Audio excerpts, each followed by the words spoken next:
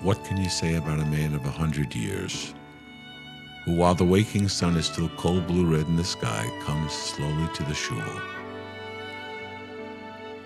And though his body may be old, the passion in his heart is forever young.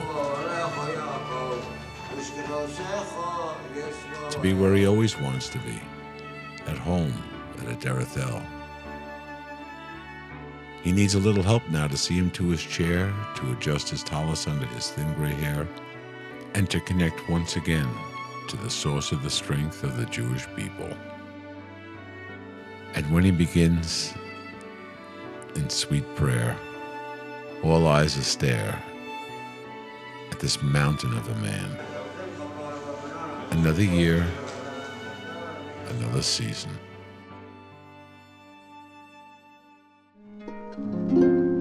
I was born on 9th Street, 20 blocks from 29th Street Shul, and I was destined to be the rabbi of 29th Street Shul. I graduated in 1935. That's when I got my tzvicha. Very few Jews, very tough to get a minyan. At that time, the newspapers were writing the vanishing Jew, especially Orthodoxy. That's finished and ended. Well, Rabbi Kleiman decided that it's not ended. And that's how we started to build up the shul. Every time people ask me, how long have you known Rabbi Kleiman? It seems forever, but I do not know what point that I really became friendly with him. I was working as an office boy, and I would pass by East 29th Street between Lexington and the 3rd Avenue L. So there was a new sign on the bulletin board and said the rabbi was Rabbi Kleiman. Someday I should go in and find out who he is. We've been very good friends, and we speak 2-3 times a week, and I find he's my mentor and guide. I was born in 1942. My father and mother were married 5 years earlier by Rabbi Kleiman. Rabbi Kleiman officiated at my bris. In Cheder, Rabbi Kleiman was our teacher. And I can remember learning the Aleph Beis and learning how to recite the Shema. And right over here in this front pew, the kids were required to sit during services. This way, Rabbi Kleiman could keep an eye on us. My father was a member of the morning minyan for 57 years.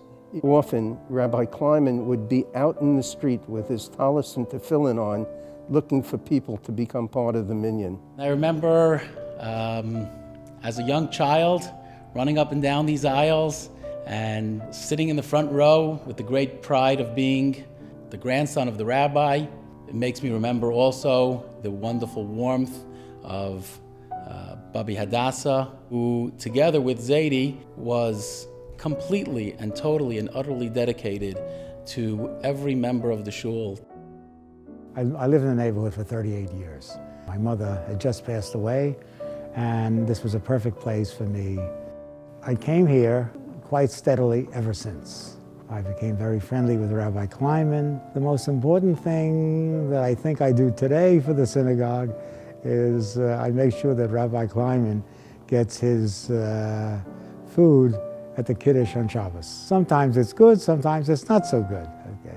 But I always make sure, and believe me, he always enjoys, if nothing else, eating. I first came to Adereth in 1980. My son Mickey had just been born, and it was a great spiritual, uplifting time for me. A time to come back to the roots of my Judaism. I loved it the moment I walked in. There was a smell of familiarity in here. I would say that the most significant thing about Rabbi Kleiman that comes to my mind is that he saw in me maybe not the outer trappings of an Orthodox Jew, but rather his ability to see in me my Jewish heart. The reason why I come, not only to reconnect and rejuvenate my spirit, is because I know in the house is this amazing rabbi. These are the great men who have in their hearts the light. First time I met Rabbi Kleiman was here in the synagogue. I was tutoring Mark Mayo's children. My first impressions was this was a unique man. Someone at the time was in his early 80s, but so devoted, so committed to the synagogue, to Torah. He was a man of great wit. Can you imagine 2 feet of snow And there's the rabbi with his walker, 6 o'clock in the morning, a fire truck right behind him, not able to move, Rabbi Kleiman walking in the middle of the street. This is a man so devoted to God, to his community, to his congregation. Late at night, I would walk by his office, and there he was, sitting over a Talmud, studying, preparing the shiur for that Shabbos. Such devotion. You know, one talks about people who show an elevated sense of dedication, and Rabbi Kleiman is really that personified. Rabbi Shlush often refers to him as the Cal Ripken of rabbis. This is people who know baseball better than me know that Cal Ripken played many, many years without missing a single game for the Baltimore Orioles. For more than 74 years now, he's been coming here to this building every day, davening 3 times a day, inspiring the community. And in a sense, in the latter years of his life, just showing up. It's amazing for me to think that he hasn't missed a service, and his impact is really so remarkable on all of us here at the shul. Back in those days, rather than having the little bulbs for the yard sites where there was a plaque, each plaque for the yard site had to be hand-stamped in ink. So you would have to take the little cubes and put together the person's name and then stamp them on the glass and put them onto the yard site plaque. His hands would be filled with the black ink, but he knew every person's name and something about them. In those days, that warmth and that link to the shul was all that many people had, and it's in Zadie's merit that many of them have generations and generations of Torah-abiding families due to that attention and dedication that he gave them. His memory is unbelievable. Even at his current age, I remember about 2 or 3 years ago, I walked in, and it was a week after my mother's yard site, and he said, "Shouldn't you have been here a week ago?"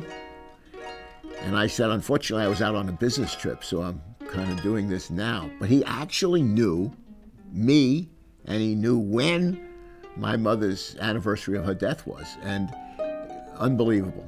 He's a very special rabbi.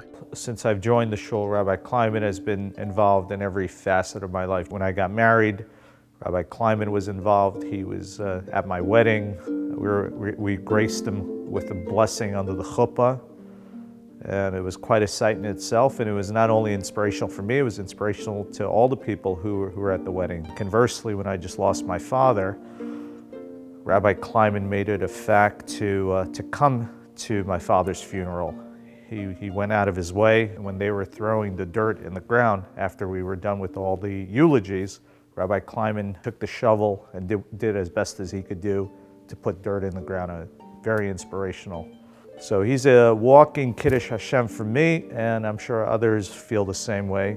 Being a rabbi in a synagogue, there were 2 things that he had to do daily. Number 1, he had to daven 3 times with a minyan, and he was responsible to make sure that there was a minyan. And the other thing was, being a rabbi, you're always doing for other people in the synagogue. And the chesed that he's done, and the amount of people that I meet all over the world that say, "Oh, your grandfather, Rabbi Sidney Kleiman, did this for me when I was in the hospital, and did this for me and for my family." And that chesed, he himself told me, is what he attributes to having the Arichas Yamim to hit 100 years old. A rabbi really sets the tone for the building in which he presides, and I think that that has to be the reason why this edifice has survived as long as it has. Rabbi Kleiman is so warm, so welcoming, and obviously has been over the last 7 decades. And in terms of protecting Judaism in the 21st century, there's no greater service one can do than making Jews of all walks of life feel welcome and warm and nurtured when they walk into a shul like this one. In our present time, when Rabbi Kleiman gets up to speak, everyone, I notice, leans forward and intently try to listen to what he has to say, because what he says is usually very important to the people, and it inspires them in their lives. We always look forward to the Yom Tov when we get the privilege of hearing from this legend, Rabbi Kleiman. And just this year, as he was approaching his 100th anniversary, his 100th birthday, he gave a sermon that was so brilliant. He was quoting from Aristotle, he was quoting from Shakespeare, he was quoting from Rambam. He had gematria, he had humor, and he had such depth of knowledge and brilliant ideas that our mouths were open. Rabbi Kleiman does not know what age is. Rabbi Kleiman doesn't realize that you can be sick and take off. You just got to go ahead, and that was his goal. You always have to go again. I am sure that Rabbi Kleiman, as soon as this function is over, this 100th birthday, is now preparing a sermon for his 101st birthday. A man of the future, a man who looks forward and makes me look forward too. I feel very strong gratitude towards America. Judaism in America grew. Freedom was not inimical to a healthy Jewish living. The proof of it is that today, in Israel and in America, there is an outburst of literary activity and spiritual activity. That is an overwhelming proof that Judaism could live best in a land of freedom. The Shul continues the tradition. It will endure, it will live on. I believe that and I fight for it. Rabbi, I would like to tell you at this time how important you are to me and to the synagogue and to the community as a whole. We always proud ourselves in having you as our rabbi, and we always appreciate all the advice and the background that you have given us.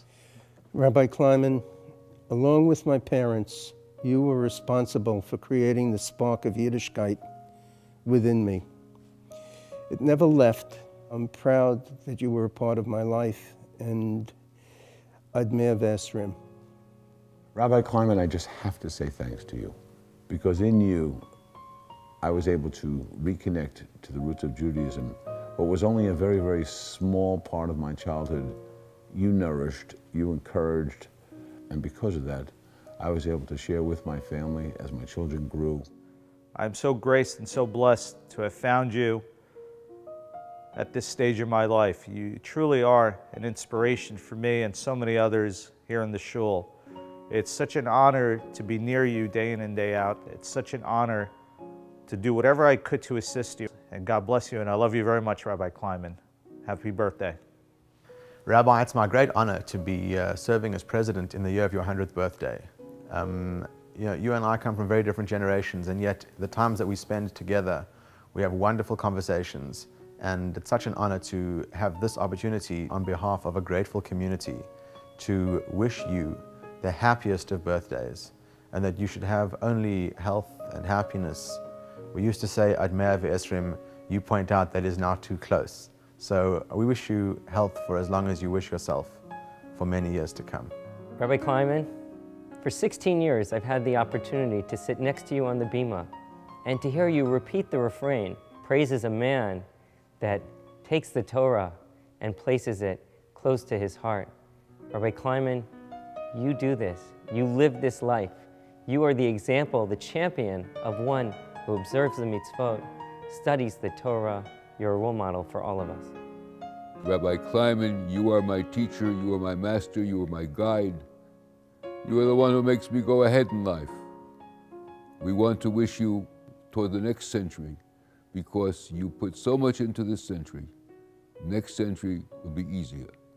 Rabbi Kleiman, we love you so much, and we appreciate everything you've done to keep this congregation strong, and you've always been a constant inspiration, and we thank Hashem for the miracle of you living so long and being there for all of us. Thank you, Rabbi Kleiman. Happy birthday. It's truly a wonderful, emotional, and great privilege to be able to memorialize and partake in his 100th birthday.